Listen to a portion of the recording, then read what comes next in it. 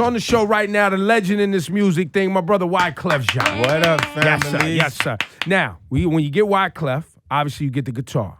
Automatically. Yeah. There's a new album, the Juve EP. Yeah, that's just the EP, baby. Yeah. It's the warm-up to what will be the Carnival 3. Also, a show that is going to commemorate one of the most phenomenal albums in hip-hop. A lot of people forget the Carnival album. That's right. Yes. Which captured Haitian culture, Brooklyn hip-hop culture.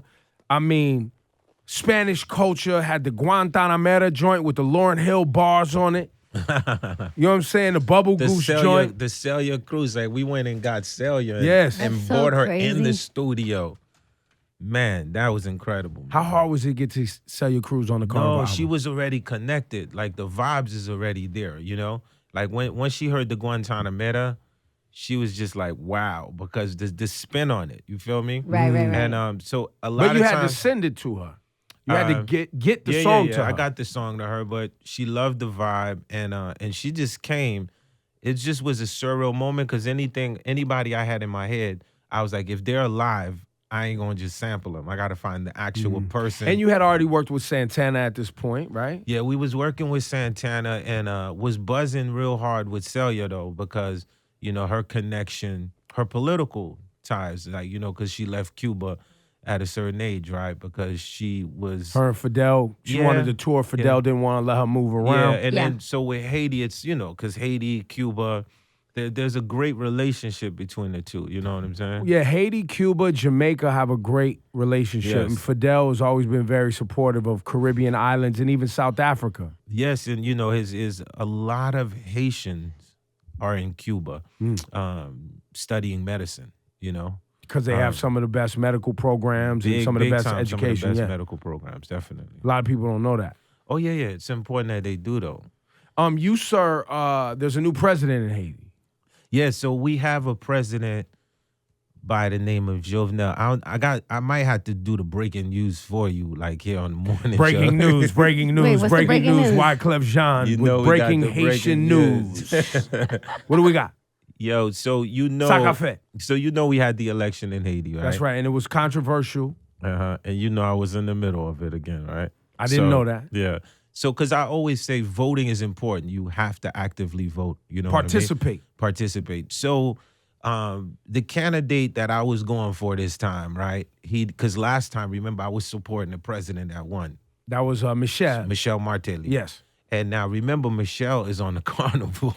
Yes, and Michelle was a musician in his own regard. and Has his still own album. Yeah, still like after president, he went back touring. So He did. Yeah, but I did it's not know still. that. So you didn't know that the last president was a music star in and Haiti, yo- one president, and was on Wyclef Jean album. And he's still, which means the party that won is his party.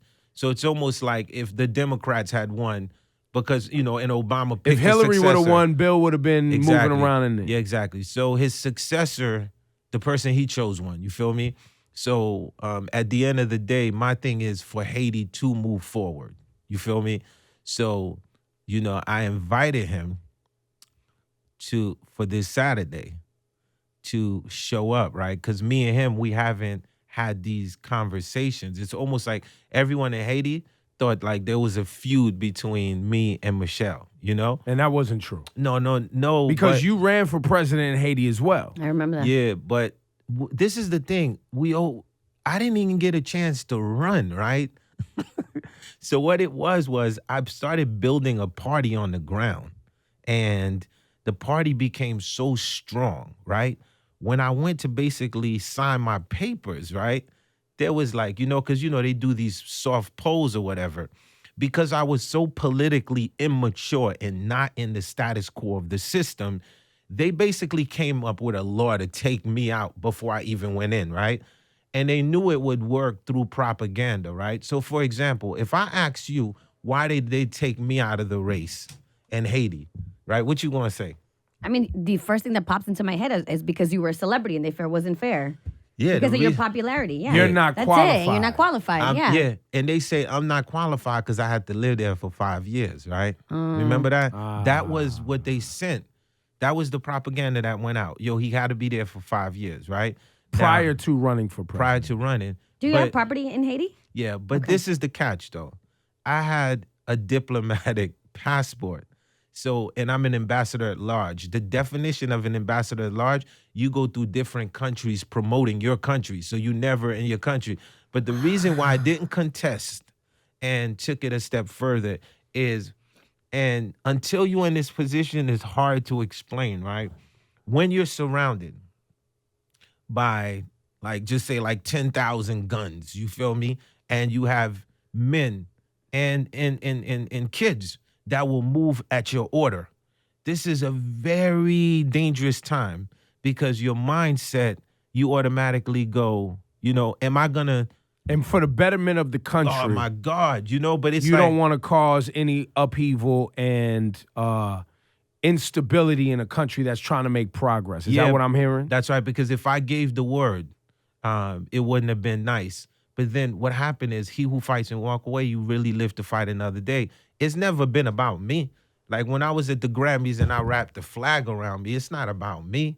When the kids are saying Zopound, and Maca Zo is doing double life in prison, I'm talking to him yesterday. He's like, yo, they got to understand they got to better themselves. It's never been about us. Mm-hmm. It was more like, yo, how could we bring our culture out? Watching like Snoop Dogg, Dr. Dre, everyone was so proud of where they came from. Yeah. That was the whole idea of the movement. You know what I mean? And me and you, we had a lot of political talk always around that time. And all I could say is I really respect President Obama for pardoning Marcus Garvey, because at the end of the day, I feel like there's a lot of dudes that get caught up in situations, even Tookie in a situation that he was caught up in and what happened and him not getting a pardon. You turn into this political prisoner once you become, because everybody wants to fight for the good of their people, good or bad, right? Whether if you like Trump or not, he gets elected, right? There's a group of people. Then the next day, the women like, we're going to hit the streets. And this is what we're supposed to be about. Because the day you can't talk about it and say, I don't agree with this, then you're going to have a problem. Of course. Do you, I think someone, I didn't see it myself before this interview. I was told that you on MLK's birthday got some heat for tweeting All Lives Matter. Yeah. And I guess with me, you already know, like, I ain't no Twitter gangster, right? So I'm going to say exactly what I'm going to say. And if anyone has a problem, I could give you the gym address. You could meet me there. But sometimes people get so worked up on their socials, they start fighting. But me, I use the social as a platform of real communication. So sometimes when you put one quote out, it's like everyone is just looking for that one. No one wants to read no more. Like they just read the they saw the headline, boom, done. Yeah, so what I did was I said All Lives Matter. Then it was like 3,000 Twitter gangsters decide that they're going to come at me on Martin Luther King Day. So the first thing I did was I said, okay, you know what? I'm going to pull this tweet down, right? Because it's Martin Luther King birthday. The country is already at an edge, right? So I said that I'm going to go and explain it like A, B, C, D. So I took the tweet down and I went all the way back to an interview where they was talking about the Black Lives Matter movement. And it's an interview. This is and the interview is like, of course, like we're talking about Black Lives Matter at this time because Black Lives Matter. But all of them people that was saying that, when it happened with Trayvon, I put a song out when it happened with Trayvon because I saw it repeating in the same way. So I was showing them, I said, of course, police life matters, the judge life matters, your life. But in this situation, Black Lives Matter. But Martin Luther King, he stood up for blacks, of course, for what was going, but with the idea of everyone being involved.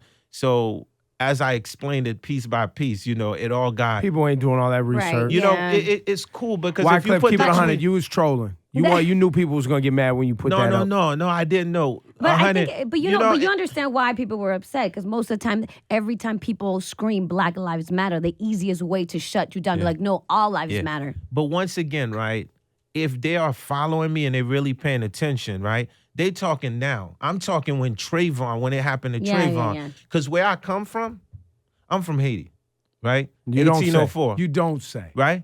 Black Republic, right? Yeah. So at the end of the day, you have something which is called a pattern.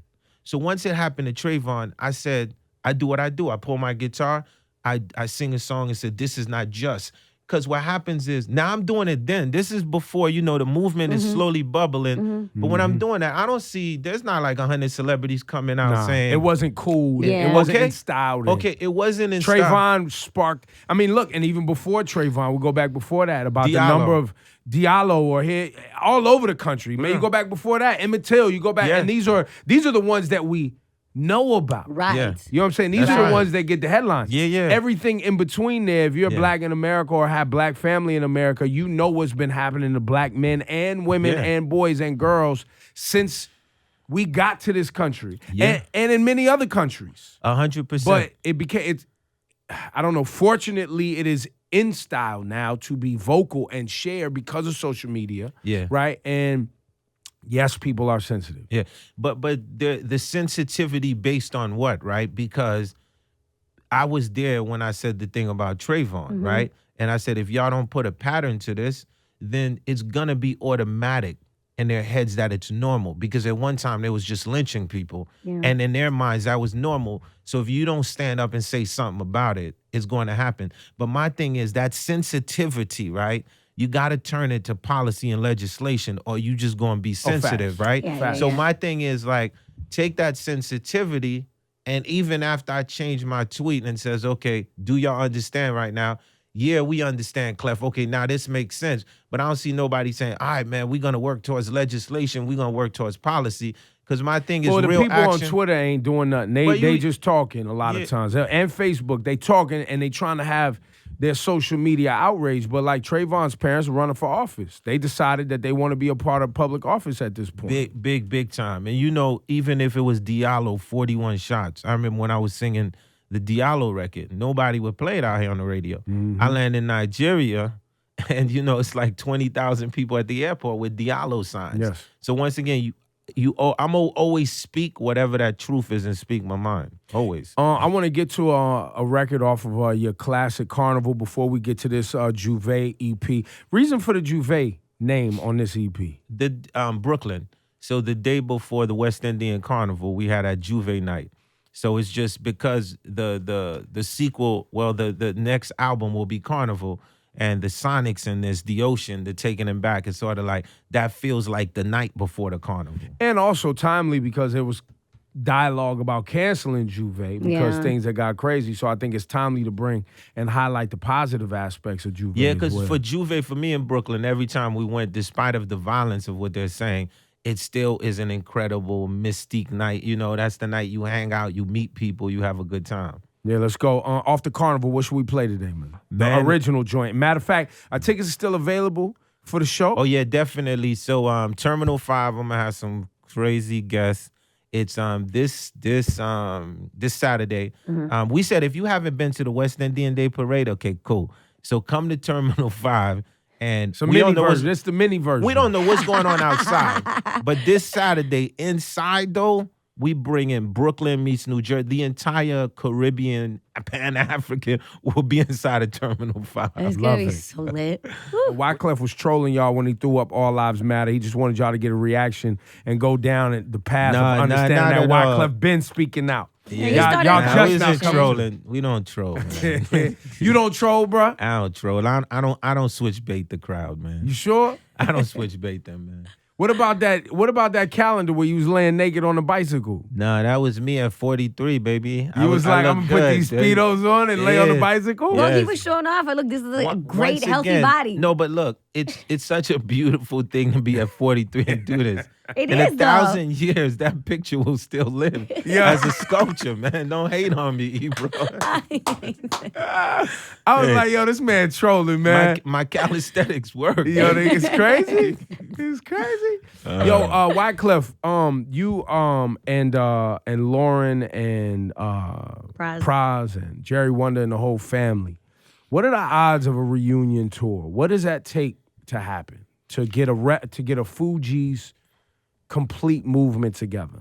You know what? I was just on the reel yesterday, the other day, and I said, look, because I'm the only Fuji that people could get in touch with, right? Because I'm like they asked But me you can't this, right? find prize? Listen. So I put it when I was on the reel. I said, look, you know what? We're going to throw these cameras on, right? Because they all are listening now, right? Everyone listens to you, Yeah, right? yeah. So at the end of the day, at this point, it's really, really not up to me, right?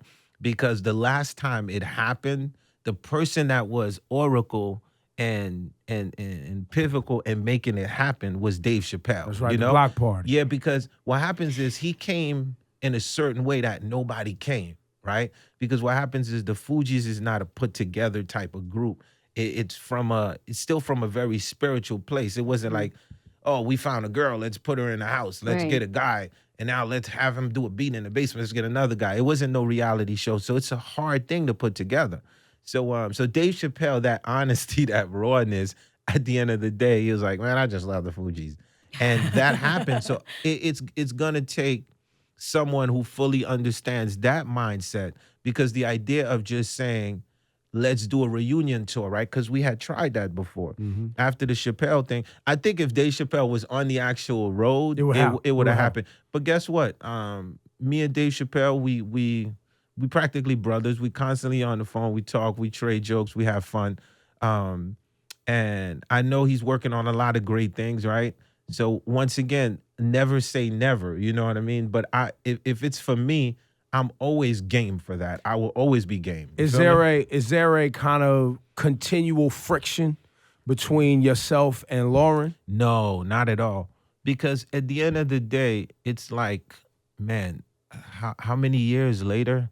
Like, it's over 20 something years, right? So I just think everyone is grown up and everybody is in a space, right? Because like since the Fugees, so much has happened, right? So, and then, as a fan, right? So if I put my brain set as a fan, I'm like, yo, This gotta happen. it's gotta happen, man. This is one of my favorite groups. That's like, it gotta happen. So once again, right, backed by popular demand, the more the crowd keeps asking for it, it's going to look, happen, this right? year we got a Tribe Called Quest album, bro. I know. And unfortunately, fortunately, the album's incredible. Yeah. Unfortunately, we lost Fife. Yeah, right? yeah. And man, people gotta put their differences aside. Yeah. And people gotta put their egos aside for the greater good, in my opinion, for the greater good of hip hop and music. Yeah. Because the Fugees represent something on so many levels. I so understand. Culturally, sonically, musically, like so many levels. Imagine right now with the borders of Cuba and America being open and progress happening in Haiti and the internet and the connection with Africans in the diaspora around the planet, in Nigeria and South Africa, and what's happening in the UK, what's happening here in New York City, what's happening with, imagine the Fugees being present. And Lauren being present. Yes, you know and how you guys as a healing that would be? collective being present. Once again, the passion that you have, you're supposed to have that naturally, right? But once again, I'm 40 something, right? Things that used to matter to me then, right? I just have like after I ran for president and everything that I've been through in my life, like my passion is like, just so you know, like right now, my focus is on who the next Fugees is, on who the next Beyonce is, on who the next not Rihanna living in the is. past. It's right? not living in the because past. what happens is, at the end of the day, as a producer and a writer, my passion is the discovery factor.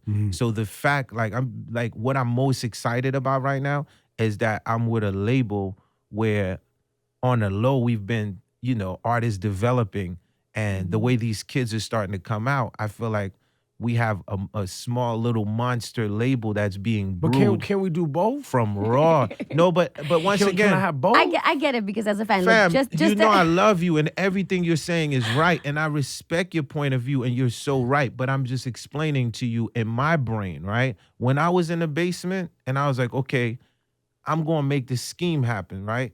The same scheme with City High. I took Claudette Ortiz and it's a scheme. So at the end of the day, it's 2017. Seven's a good number for me. So I'm just letting you know, I've been developing a lot of things that I feel like, because for me, what's more passionate? Magic. Like, I'm missing magic. So it's like everything the label wants now is the analytics of a viewer.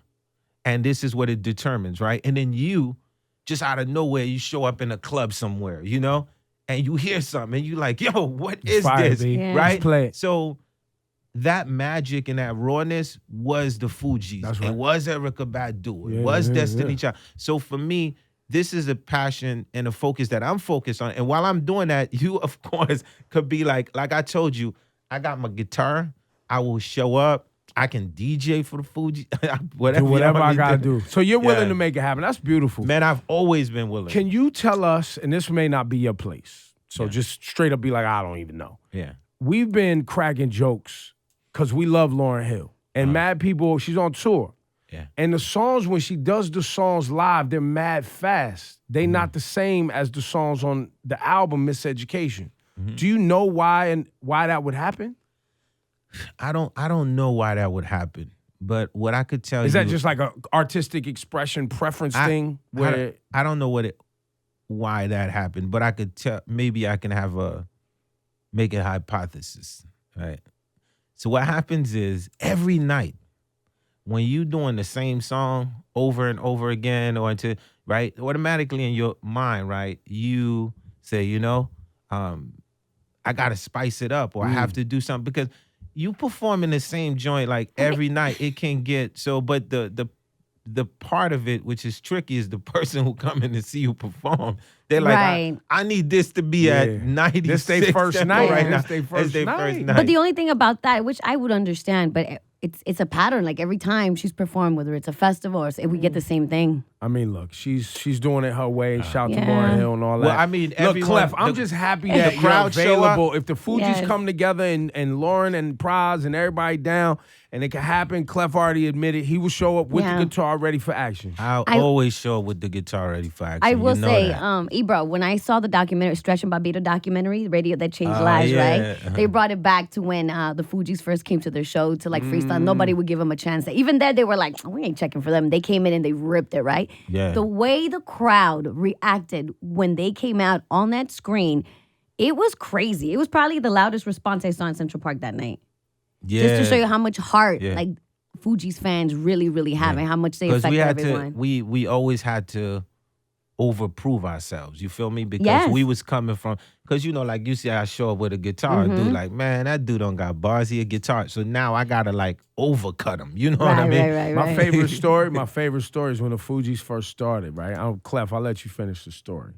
And, you know, it was around the time, you know, cats had their, you know, chains and they would bring dogs out, Yeah, et cetera, et yeah, cetera. yeah. Clef, what did y'all bring out at y'all show? Man, we bought a goat out, man. with the single we was promoting, like, you know what I mean? So I was like the king of antics, man. I wanted to be like, hey, Haitian P. Diddy. I was like, look, man, we gonna bring a goat. The single is called Boof Boff. We put the green t-shirt. Everyone who's listening, we love animals. It was nothing. The goat was chilling. He had shades on. And I remember Jodeci, they came out with a pit bull. I was like, it don't matter, baby. I got my goat. And then, wait, didn't the goat doodle on stage and y'all got Yeah, fined yeah, for bringing yeah. an animal Oh, across no. state lines? I remember the DJ was Big Cap. Rest in peace, Big Cap. Wow. Yo, Wyclef Jean, man. It's always great to see you. I want to play this joint with Young Thug. Off the Juve EP. Yeah. It's called I Swear. Let's get this joint on. And on this album, you put If I Was President 2016. Yeah, definitely. And what is your opinion of Donald Trump today? Well, once again, I think that the immigration policy, which isn't, I'm very sensitive with that. You know, They did that to Haiti before. yes, they did that to several places before. But- and what I was saying with like, so if you're going to Haiti, there's still at the State Department, it still says, yo, this is dangerous. You're going on your own risk. You feel me? So what happens is, if you don't stand up for it and say, you know what, man, you putting up this immigration thing, it's a ban against all people, however you want to look at it. What happens is if we don't stand up and say something and really go for legislation and policy, once again, it's just going to become the new norm. So Right. it's almost like they'll be like, okay, well, we'll start off with these countries, then automatically, And then these if you're going countries. with this, we can do this. So it's very important that we stand up in that sense. But at the same time, right, I feel certain celebrities, like, they get hanged, you know what I'm saying to you? Because if they decide like they're gonna meet with the man, you know what I mean? Like, they leave that Trump Tower, you know what I mean? Can't. I wasn't for those meetings. Right? I didn't feel like they were effective. I didn't feel like people went there with a plan. I felt like they went for the dog and pony show. Trump didn't never say nothing about the meetings, and he always let these black people be like, "Oh no, Trump is great," like trying to simmer everybody down. Yeah. Don't simmer me down, bro. And it really felt like a photo And by op. the way, if he was serious about whatever y'all or he claimed to want to meet with you about up at his hotel, why isn't that on his calendar when he's in the White House, when he's on the job? Yeah. Not at his building. So what I was gonna say, I know how passionate and militant you are, right? So yeah, I know your books collection, what it looked like. Yo, man, impeach Trump right now, Clef. Yo, but I was gonna say, to your point, what happens is celebrities are always, I was saying that celebrities are always used by politicians. And so celebrities need to know how to use politicians. Because at the end of the day, when it's going down, they use us for the whole thing. But I'm gonna tell you what I didn't like. That next day, the Women's March, right? Incredible march. The organizers organized that. And I just felt like some celebrities now went off message. And as you know, when they're using the sound bites they're gonna use is gonna be the sound bites of the celebrities. So I tell celebrities, when you show up in these rallies, pay respect and read the signs. Right. And then when you go up there, understand whoever you are, whatever you say, the opposition is gonna overweigh the whole march and use what you say to be the topic of that week. Yeah, because they can use one word to twist it. Like when Yeah, Madonna so I said those said- words about the White So how House. do you feel about Trump, though? You think we should be giving him a chance? I think like Dave Chappelle said, at the end of the day, we are giving him a chance, right? Well, he's the president. Yes, you are giving him a chance. Like, I don't see you not giving him a chance because people are protesting for what they don't agree with. It doesn't mean that he's not getting a chance. But what happened is, as he's getting his chance, people are voicing and saying, we don't agree with this. We ain't going to agree with this. We're not going to go for that, which is, I haven't seen it in my lifetime, getting out of Kennedy Airport and hitting People the out streets. there. And it's like, And you know like what I'm saying this. to you? You like how people are getting out in these streets. Oh, you have to. If you don't agree with something, But you do have you to speak like up. him? Of course. Do Do I you like? Donald Trump? No, I don't dislike anyone. I dislike Clef, some. do you like him? No, I don't dislike anyone. What I don't like about Trump is not Trump. I dislike a lot of Trump's policies. Do you know him outside of this? Yeah, I know Donald Trump. Yes, I was on The Apprentice before. Oh, yeah, that's right. What was that like? It was a great experience. I had a good time. I hear people say he's a funny guy. He's a charismatic guy. Well, once again, when I met Donald Trump, the time that I met him, you know what I'm saying to you, it definitely more was had more of a democratic spirit, you know what I'm saying to you? Because this whole lean Republican thing. You don't feel like that's him? No, but you could see even certain things that he's saying, the Democrats are going to meet him in the middle. So can't you just be like, yo, bro, I know you outside of this shit and fuck how you acting right now? Because that's my shit. I don't know you. But I don't like the tone. I don't like how disrespectful you are. As Steve Bannon dude that's running with you and all these racists being excited and you not saying nothing put me in a bad place. So fuck you, bro, until you say something. Yeah. You see what I'm saying? Like, that's what I want to hear. That's why I'm pressing you right now. Yeah. Because I want to hear you be like, yo, fuck Donald Trump, man. No, I need you to tell Kanye to say that. Nah, I'm working Steve on him Harvey, too. or I'm the working people on that went to them see them. too. You can't pressure me. I went and voted in my country. You know what I'm There saying? you So go. I I'm appreciate good. that. Yeah. I appreciate that. Yeah, you gotta get them other boys up here. Do you think that if you in the climate and you being a person that travels internationally, in the climate of where it is today, what kind of slippery slope are we on with these travel bans and them questioning people about their religion and questioning people that already have green cards getting detained? What kind of slippery slope is that? Because, I crack jokes and I warn my Muslim brothers and even somebody like me that has an Arabic name, and they might start asking me questions just because I'm outspoken. Even though I was born here, they might be like, well, you look like you might support, or I heard you say XYZ. What kind of slippery slope are we on where they start being like, Wyclef, you sure you're Haitian? You look like you might be from Sudan. Yeah. Talk to us. Well, I definitely look like I'm from Sudan. The slippery slope is this. What we saw at Kennedy Airport, the people going out and saying we don't agree with this. Like, you can't do this. And it takes off in every part of the world. What happens is if we don't do that, what's going to end up happening is there's going to be a dislike like you've never seen. And other places are going to start saying, you know what? Well, we can't come to you. You can't come to us.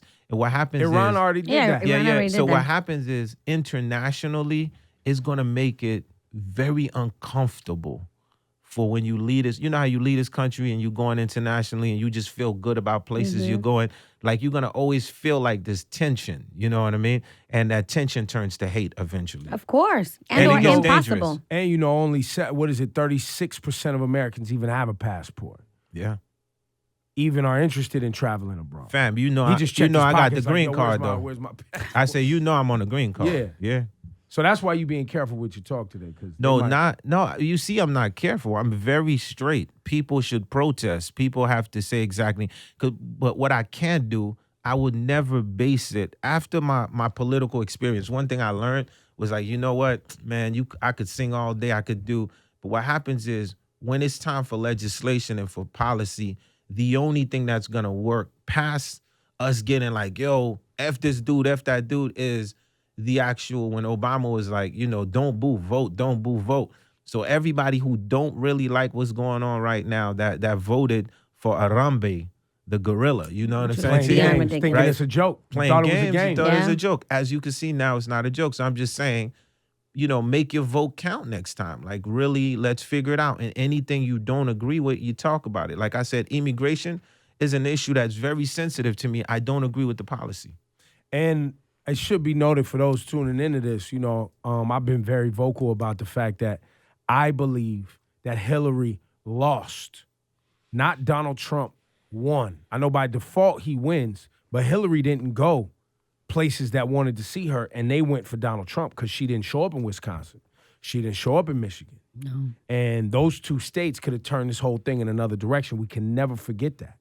That's very important. So when whoever in the next 4 years that's going to get up here and put themselves out front, you got to go do the work. You got to go see the people. Yeah. Well, the Democratic Party has a serious problem right now because what happens is when we saw Obama years ago, we knew, there goes a leader, like automatically. So I think like within the 4 years, if you're looking at it, like you're like, okay, well, who's about to rise as a leader? You know what I mean? Because the Republicans they only had a president. They basically are in control of the whole house right now. So once again, this is so important. Who's the leader? And originally, the Republican Party was the party for the people. Well, it was Abraham Lincoln's party until civil rights movement. Exactly. And then everybody wasn't for the civil rights movement, jumped from Republicans. Republicans. Yes. So at the end of the day, I'm only saying this because Colin Powell, respect 100%, and I don't think Colin Powell will agree with anything that Donald Trump is doing right He's now. been vocal about it. You see what I'm saying? You think he's going to step up? You think Colin Powell and going to that's step a up and run? Republican. Right. I'm just saying that's a Republican, right? Well, by the way, correction, I said that incorrect. Abraham Lincoln was a Republican, but the Democratic Party is where poor white Southerners used to vote. Yeah. Until they went for the civil rights movement, and those poor white Southerners jumped and went Republican and voted against their pockets. Yeah. I said it the wrong way. Yeah. You think Colin Powell's going to run? If Colin Powell ran, he would. Once again, we know he's a star. The Republican Party would take it again. The Democrats have to figure this thing out right now, dude. There really have to be a leader. You know what? I was debating with someone, and I said Donald Trump is going to be the candidate, right? Mm-hmm. And after Donald Trump became the candidate, so you saw it all the way? All the way. I didn't see it. I saw it all. I saw him being the candidate all the way, 100%. And then I said, there's something going on in our country with like extreme change right now, right? So Obama, the kids believed in a form of change.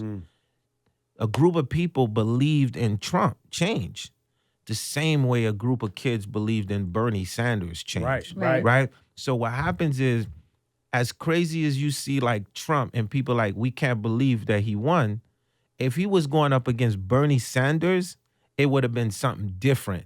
Because you would have been like, because the same extreme that's on Trump's side, with that extreme, we had the same thing on the Bernie side. You know what I'm saying to you? Yeah. So I think once they neutralized Bernie Sanders, that caused a lot, dude. Yeah. Colin Powell's currently 79 years old.